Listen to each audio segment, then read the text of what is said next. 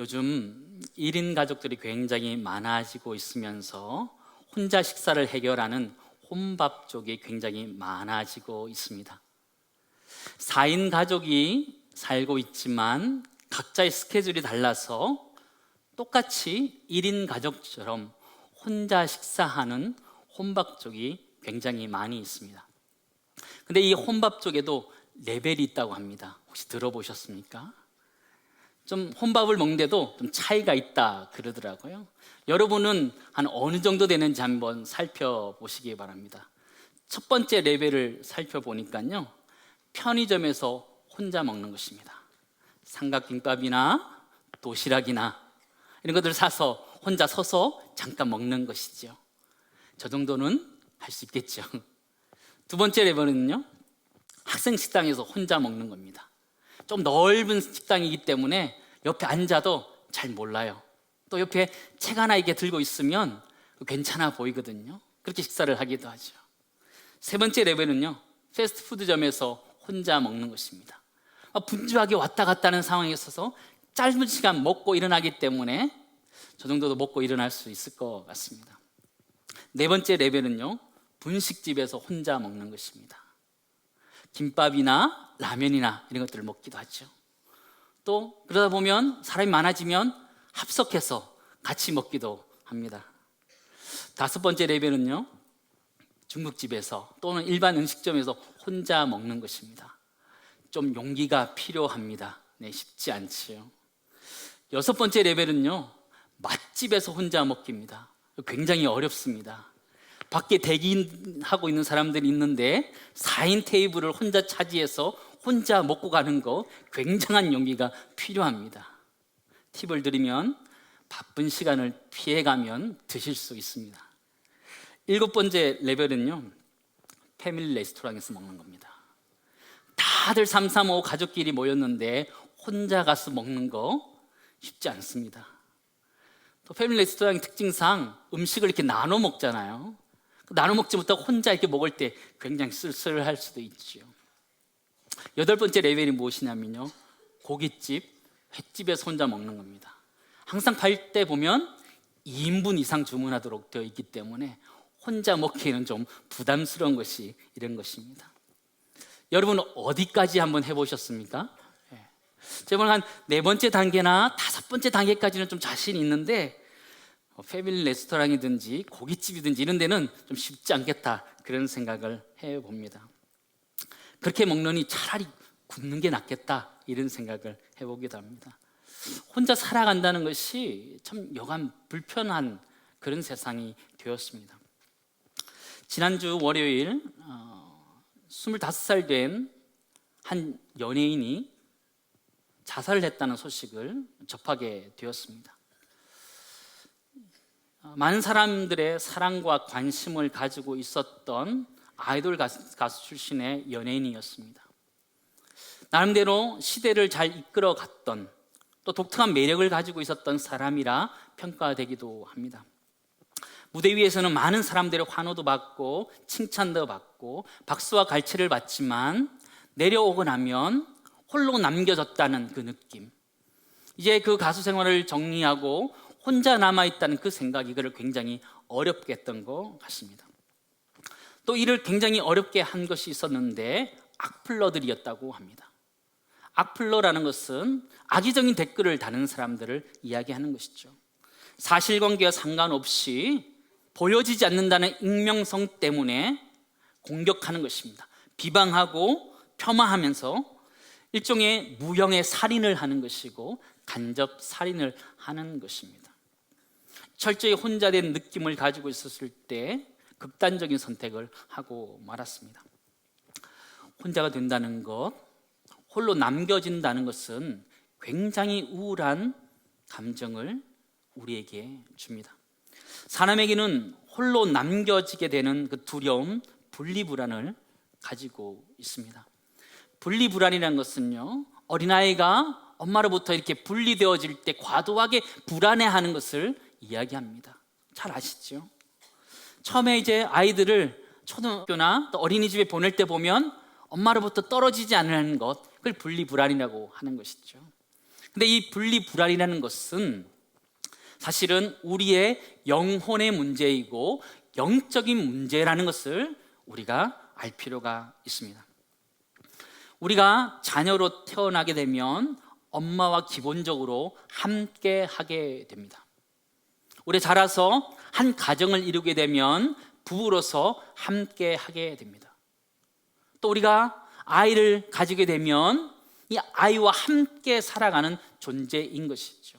그러므로 우리 인간이란 존재는 이렇게 함께 하면서 살아가야 되는 존재였습니다. 근데 우리는 범죄함으로 인해서, 죄 때문에, 하나님으로부터 분리되려는 죄성 때문에 우리에게 외로움이 생긴 것입니다. 창세기 3장 9절에서 10절 말씀 보시기 바랍니다. 여호와 하나님이 아담을 부르시며 그에게 이르시되 내가 어디에 있느냐 이르되 내가 동산에서 하나님의 소리를 듣고 내가 벗었으므로 두려워하여 숨었나이다. 그죠?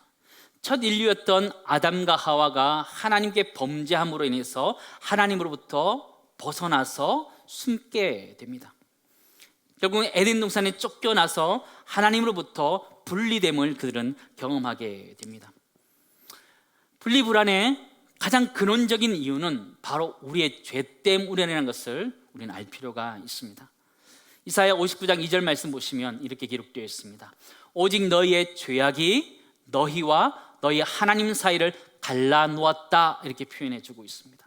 죄라는 것이 하나님과 우리 사이에 밀착된 관계를 끊어버렸다, 이렇게 성경은 정확하게 말씀해 주고 있습니다. 우리 성인이 되면 이 분리불안들이 사라지게 됩니다. 그러나 우리 영혼의 분리불안은 절대로 사라지지 않습니다. 영적인 존재인 하나님 아버지를 내가 알지 못하면 영적인 분리불안을 경험하면서 살 수밖에 없는 것입니다. 여러분, 이 세상 살아갈 때 어떤 마음으로 살아가고 계셔요?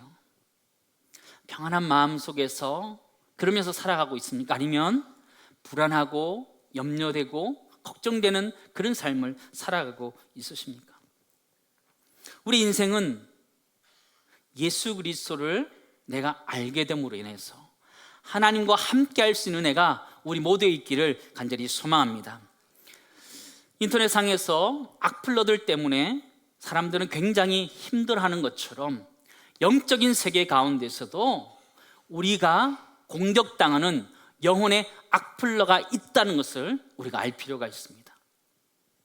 우리 인생을 살아갈 때에 불안하고 걱정되고 염려되는 이유가 무엇이냐? 영혼의 악플러 때문에 우리가 힘들다라는 것이에요. 그것이 누구냐? 사탄이라는 존재라는 거예요. 사탄의 의미는요, 파괴자, 대적자, 비방자, 이간자, 회방자, 고소자, 이런 의미를 가지고 있습니다. 이 사탄은 틈만 나면 이간질시키는 거예요. 부부 사이를 이간질시키고, 부모와 자녀 사이를 이간질시키고, 또 친구 사이를, 또 거래처와 관계 사이를 이간질시키면서 우리를 힘들게 하지요. 우리는 살아가면서 그런가 보다, 그냥 그런 일이 생기는가 보다, 그렇게 생각할 수 있지만 그렇지 않아요. 이간질하는 사단 때문에, 영혼의 악플러 때문에 우리 인생이 두렵고 떨리고 불안하면서 살아갈 수밖에 없다라는 것이에요.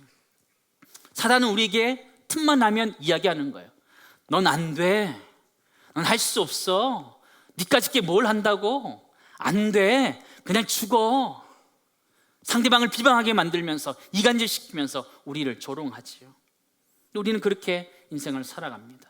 좀 마음 편하게 살기를 원하지만 여러 가지로 사단은 우리 마음속에, 우리 마음에 불안감을 주고 두려움을 주고 떨게 만들지요.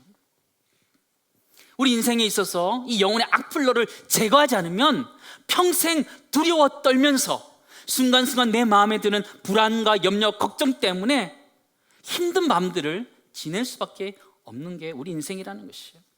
이 인생의 악플러를, 이 영혼의 악플러를 어떻게 끊을 수 있을까요?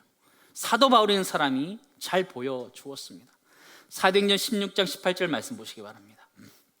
바울이 심히 괴로워하여 돌이켜 그 귀신에게 이르되, 뭐라 그래요? 예수 그리스도 이름으로 내가 내게 명하노니 그에게서 나오라니 귀신이 즉시 나오니라 말씀하십니다. 귀신이 나오는 것, 사단이 물러가는 것은 내 힘으로 되는 것이 아니라 예수 그리스도의 이름으로 되는 줄을 믿습니다. 예수 그리스도의 이름으로 되는, 왜냐하면 그분이 훨씬 큰 분이기 때문에, 그분이 하나님의 아들이시기 때문에 사단이 제압당한 것이죠. 예수 그리스도를 모시지 않으면 그 영혼의 악플러 있는 사단이 우리를 계속해서 괴롭히면서 우리 자신을 힘들게 만듭니다. 그리스도인들은 참 별종 같다는 생각을 합니다. 불안하고 두려워 떠는데 또 막상 보면 그렇게 떨지 않으면서 살아가고 있는 모습을 보게 됩니다. 아이가 엄마로부터 떨어지면 불안해했던 그 분리 불안이 있을 만한 상황인데도 불구하고 별로 불안해하지 않습니다. 왜 그럴까요? 하나님이 그들과 함께 하심을 알기 때문이에요. 하나님이 함께 하심을 알기 때문에 불안하지 않는 거예요. 불안하지 않는 거예요.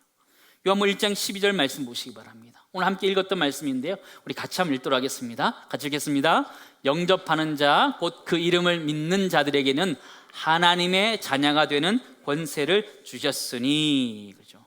예수 그리스도를 내 마음에 영접하면, 내 마음에 받아들이면 하나님의 자녀가 된다, 이렇게 말씀하시는 거예요. 하나님과의 친밀한 관계가 회복되고 하나님의 자녀가 된다, 그렇게 말하는 거죠. 그러면 어떻게 예수 그리스도를 구체적으로 영접하느냐? 로마서 10장 9절에서 10절 말씀 보시기 바랍니다. 내가 만일 내 입으로 예수를 주로 시인하며, 예수님을 내 인생의 주인이라고 시인하는 거예요. 지금까지는 내 마음대로 살았는데 그것이 아니고 내 인생의 주인이 따로 계셨다는 것을 고백하는 것이죠. 또 하나님께서 그를 죽은 자 가운데서 살리신 것을 내 마음에 믿으면 구원을 얻으리라. 10절 말씀 보시기 바랍니다. 우리 같이 읽겠습니다. 사람이 마음으로 믿어 의에 이르고 입으로 시인하여 구원에 이르느니라. 예수님을 마음으로 믿으면 구원을 얻는다, 이런 얘기는 하는 거예요. 내가 예수님을 믿기로 작정하면 가능하다라는 거예요. 예수님을 믿기로 작정하면, 내 마음에 받아들이면 하나님의 자녀가 되는 권세를 누리게 된다는 거죠. 하나님이 우리와 함께 하신다는 것을 말씀하시는 것이죠. 믿기로 다짐하면 그거로 충분하다는 것입니다. 내가 불안하고 두려워했던 이유는 죄 때문이었습니다. 그러나 그 죄가 예수 그리스도의 십자가의 사랑으로 끊어졌음을 기억하고 그 십자가의 사랑을 내가 믿음으로 우리는 구원받게 되고 하나님의 자녀가 되는 줄 믿습니다. 자녀가 된 권세가 무엇일까요? 아버지가 있다라는 거예요. 혼자가 아니라는 거예요. 같이 있다라는 것이죠. 그분이 나에게 들어오셔서 나와 함께 하는 것들을 경험하게 되는 것이죠. 사랑하는 성도 여러분, 또 이 자리에 초청되어 오신 사랑하는 성도 여러분, 우리 각자 자라온 환경도 다르고 배운 학식도 다르고 다 다르지만 하나님이 이 자리에 불러주셨을 때는 하나님의 인도하심이 있었다라고 저는 생각합니다. 우리 인생에 여러 가지 불안과 걱정과 염려들을 가지고 살아갑니다. 내 힘으로 해결하려고 해도 잘 해결되지 않습니다. 내 마음속에 근원적인 불안감이 있기 때문입니다. 그것은 하나님으로부터 분리되었기 때문입니다. 우리가 이 시간 다시 예수 그리스도를 내 마음에 모심으로 인하여서 하나님이 나와 함께 하시는 하나님의 자녀된 권세를 우리가 누릴 수 있기를 간절히 소망합니다. 어렵지 않습니다. 어렵지 않습니다. 이 자리에 앉아있는 예수 그리스도를 먼저 믿은 사람들, 어떤 특별한 위대한 일을 해서 예수 믿고 구원받은 것 아닙니다. 똑같이 예수님이 나의 죄를 용서해 주셨다는 것을 믿고 구원받은 거예요. 그거로 끝이에요. 어렵지 않아요. 내 마음의 두려움들, 죄 때문인데 이 죄라는 것은 예수 그리스도 이름으로만 사해질 수 있다는 거예요. 그분을 믿을 때에 내가 구원을 얻게 되고 하나님의 자녀로서 하나님과 하나됨을 경험할 수 있다는 것이죠. 저를 따라해서 한번 기도했으면 좋겠습니다. 화면을 좀 띄워주시고요, 제가 읽을 때 우리 같이 함께 읽었으면 좋겠습니다. 주 예수님, 나는 주님을 믿고 싶습니다.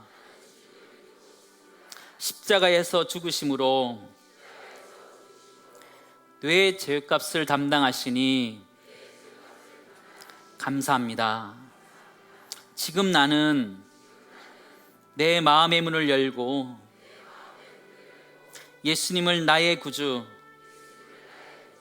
나의 하나님으로 영접합니다. 나의 죄를 용서하시고 영생을 주심을 감사합니다. 나를 다스려 주시고 나를 주님이 원하시는 사람으로 만들어 주옵소서. 예수님의 이름으로 기도합니다. 아멘. 우리는 불안의 고리를 끊어버린 것입니다. 불안해하는 가장 근원적인 죄의 문제가 예수 그리스도의 사랑을 믿음으로 해결된 것입니다. 우린 더 이상 혼자가 아닙니다. 우리 옆 사람에게 한번 고백해 볼까요? 당신은 혼자가 아닙니다. 한 번 더 할까요? 하나님이 함께 하십니다. 저도 목사이지만요, 그리스도인들은 정말 별종입니다. 별종이에요. 어려운 가운데서도 잘 좌절하지 않고 오뚜기처럼 잘 일어나요. 잘 일어나요. 도대체 그 힘이 어디서 나는지 모를 만큼 일어나요. 하나님의 자녀로서의 특권이다 이렇게 말할 수 있는데, 그 특권이라는 것을 구체적으로 보면 보이지 않는 상황에서도 길이 보이는 것 같이 살아가는 것이 하나님의 자녀들이에요. 그게 그리스도인들이에요. 신학적인 용어로 그걸 섭리다 이렇게 표현해요. 섭리라는 단어는요, providence라는 단어인데요, 이 라틴어에서 나왔는데 프로라는 앞에라는 단어랑요, 미데레라는 보다라는 이 단어에서 나왔어요. 미리 보는 거죠. 어려운 상황들이 내 앞에 펼쳐졌지만 하나님이 우리의 인생의 길을 미리 보시고 인도해 가시는 것, 그걸 섭리라는 것이죠. 우리가 하나님의 자녀로서 정말 믿음을 가지고 소망 가운데 살아갈 수 있는 이유가 무엇이냐? 하나님의 섭리 때문인 줄 믿습니다. 내 눈에는 보이지 않지만 분명하게 지금까지 나를 인도하신 하나님이 인도해 가실 거라는 그 믿음 때문에 살아가는 것이죠. 그리스도인이 그게 다른 거예요. 우린 세상 살아가다 보면 하나님을 알지 못하면 우린 좌절하고 낙심하고 끝인 것처럼 느끼죠. 그냥 그리스도인들은 그렇지 않아요. 분명히 하나님의 뜻이 있을 것이다, 하나님의 섭리가 있을 것이다 라는 걸 기대하면서 기다리며 기도해요. 그러면 그 길들이 하나하나 열려지는 것들을 우리는 보게 됩니다. 하나님 자녀로 하나님 섭리 안에서 살아가는 자들은요, 낭망하기보다는 소망을 바라봐요. 그래서 조금 더 웃을 수 있는 거예요. 조금 더 웃을 수 있는 거죠. 미국의 돈 모에라는 가수가요, 이런 노래를 불렀습니다. 나의 가는 길 주님이 인도하시네 라는 찬양을 불렀는데, 이제 같이 좀 불러봤으면 좋겠어요. 우리 그리스도인들은 뭘 좋아한다고요? 노래를 좋아한다고. 같이 한번 불러봤으면 좋겠어요. 우리의 길을 인도하시는 섭리를 잘 표현해주는 노래인데요, 같이 한번 불러봤으면 좋겠습니다. 나의 가는 길 주님 인도하시네, 그는 보이지 않아도 날 위해 일하시네. 주 나의 인도자 항상 함께 하시네. 사랑과 힘 베푸시며 인도하시네. 인도하시네. 다시 한번 해볼까요? 나의 가는 길, 나의 가는 길 주님 인도하시네. 그는 보이지 않아도 날 위해 일하시네. 주 나의 인도자 항상 함께 하시네. 사랑과 힘 베푸시며 인도하시네. 인도하시네. 처음 오셨는데도 잘 부르셨어요. 다시 한번 불러봤으면 좋겠는데요, 가사를 좀 들어보셨으면 좋겠어요. 우리 홍 목사님 좀 찬양해 주시고 가사를 한번 듣고 다시 한번 따라했으면 좋겠습니다. 우리 가사를 들으면서 가사가 어떤 내용인지 한번 보시기 바랍니다. 나의 가는 길 주님 인도하시네. 그는 보이지 않아도 날 위해 일하시네. 주 나의 인도자 항상 함께 하시네. 사랑과 힘 베푸시며 인도하시네. 인도하시네. 다 같이 한번 부르겠습니다. 나의 가는 길, 나의 가는 길 주님 인도하시네. 그는 보이지 않아도 날 위해 일하시네. 주 나의 인도자 항상 함께 하시네. 사랑과 힘 베푸시며 인도하시네. 인도하시네. 이게 얼마나 힘이 되는지 모르겠어요. 인생 살아가는데 길이 보이지 않는데 보이는 것 같이 살 수 있어요. 하나님의 섭리가 있기 때문에, 하나님 뜻이 있기 때문에. 우리 인생은 한치 앞을 모르는 그런 세상 가운데 살아가고 있습니다. 4차 혁명의 시대다 이야기하고요, AI의 시대다 이렇게 이야기하죠. 길을 찾는 건 둘째치고 찾았던 길조차 빼앗길 수 있는 그런 시대 가운데 우리는 살아가고 있습니다. 그러나 분명한 것은 하나님이 우리와 함께 하신다는 거예요. 하나님 우리와 함께 해 주신다는 거예요. 이 예배 자리에 나오신 모든 분들을 그 주님의 이름으로 축복합니다. 하나님은 우리를 이 세상 가운데 홀로 두지 아니하셨습니다. 내가 너와 함께 하겠다 약속하셨고, 내가 섭리로 너의 길을 인도해 주시겠다 약속하셨습니다. 인생의 여러 가지 무겁고 힘든 짐들을 다 이 시간 내려놓고 갈 수 있는 시간 되기를 간절히 소망합니다. 예수님을 모르는 사람들은요, 인생을 이렇게 삽니다.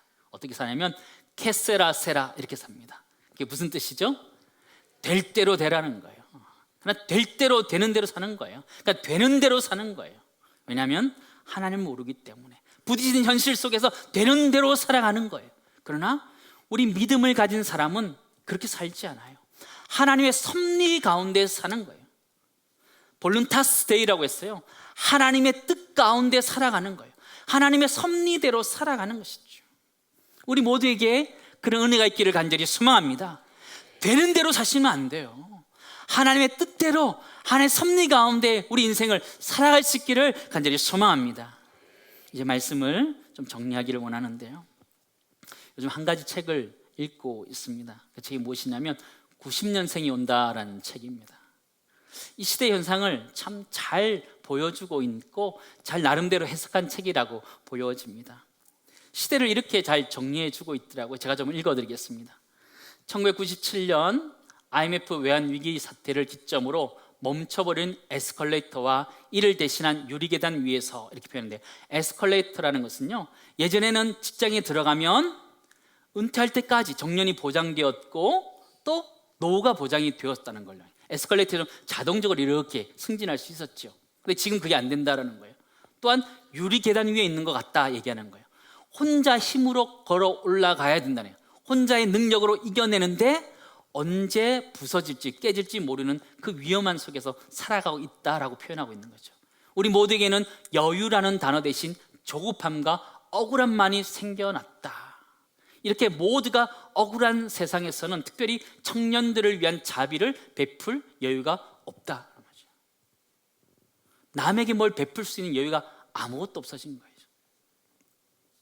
각자가 스스로 살펴서 살아갈 방도를 찾는 각자 도생의 시대를 우리는 맞이하고 있습니다. 나 혼자 살아간다는 생각을 지울 수 없는 그런 시대적 상황 속에서 살아가고 있는데요, 그러나 하나님 우리에게 말씀하시는 거예요. 너는 혼자가 아니다 말씀하시는 거예요. 너는 혼자가 아니다 말씀하시는 거예요. 한번 따라하겠습니다. 우리는 혼자가 아닙니다. 우리는 혼자가 아닙니다. 하나님이 함께 하십니다. 하나님의 섭리가 함께 하십니다. 아멘. 그 믿음으로 사는 거죠. 우리 인생은 쾌세라 세라 될 대로 되라 살아가는 인생이 아니라 볼룬타스데이라고 해서 하나님의 뜻대로 인생이 걸어가지는, 되어지는 그 은혜를 우리 모두가 누렸으면 좋겠습니다. 여러분 마음속에 불안과 두려움, 걱정 굉장히 많지요. 하나님이 책임지시고 인도하실 것입니다.